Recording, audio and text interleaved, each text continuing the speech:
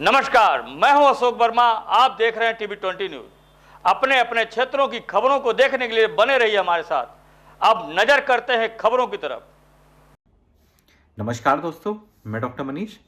पिछले कुछ वर्षों में थायराइड संबंधी दिक्कतें काफ़ी हद तक बढ़ गई हैं। कई लोग के थायराइड में काफ़ी हद तक उछाल देखने के लिए मिल रहा है। कई लोग थायराइड की दिक्कत के साथ घेंगा रोग, जिसको हम गोइटर बोलते हैं, उसके साथ भी हमारे पास क्लिनिक में कई बार आ रहे हैं। मुख्यतः क्योंकि गोइटर या थायराइड की दिक्कतें काफ़ी हद तक आपके आयोडीन के इनटेक, मतलब आप आयोडीन का सेवन कितना करते हैं, उस पर निर्भर करती है। आयोडीन का एकमात्र जो सोर्स है वो सिर्फ और सिर्फ सफ़ेद नमक या वाइट नमक में ही मिलता है। हालिया कुछ वर्षों में ये भी देखा गया है कि हिमालयन सॉल्ट, पिंक सॉल्ट या सेंधा नमक का उपयोग काफ़ी हद तक बढ़ गया है, जिसमें आयोडीन की भरपूर मात्रा नहीं उपलब्ध होती है। अगर किसी व्यक्ति से या किसी पेशेंट से जब भी हम पूछने की कोशिश करते हैं कि उसने आयोडीन नमक क्यों छोड़ दिया और सेंधा नमक का क्यों उपयोग कर रहा है, तो उसका मुख्यतः कारण जो हमें देखने के लिए या समझने के लिए मिलता है कि सेंधा नमक का बहुत अच्छा असर आता है ब्लड प्रेशर पे। इससे ब्लड प्रेशर में होने वाली वृद्धि या उछाल काफ़ी हद तक कम देखने के लिए मिलता है।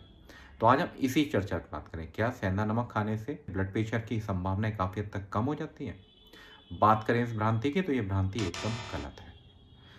मूलतः ब्लड प्रेशर एक ही चीज़ पर निर्भर करता है कि आप अपने नमक में सोडियम की मात्रा कितनी है। और जैसे ही हम कंपेयर करते हैं आयोडीन वाले सॉल्ट को और पिंक सॉल्ट को, लगभग सोडियम की मात्रा लगभग एक बराबर ही है। बहुत ज़्यादा अंतर दोनों में नहीं है। अगर हम बात करें एक टीस्पून पिंक सॉल्ट की और एक टीस्पून वाइट सॉल्ट की, जिसमें आयोडीन युक्त नमक की बात कर रहे हैं, तो उसमें लगभग सोडियम की मात्रा लगभग एक बराबर ही है। मगर जब बात करें, जब आप खाना बनाते हैं, तो आयोडीन युक्त की जो मात्रा उपयोग में ली जाती है वो काफ़ी हद तक कम होती है। और जैसे सेंधा नमक का उपयोग करेंगे तो उसकी मात्रा काफ़ी ज़्यादा लगती है, तो उससे होने वाला ब्लड प्रेशर का उछाल काफ़ी हद तक बढ़ सकता है।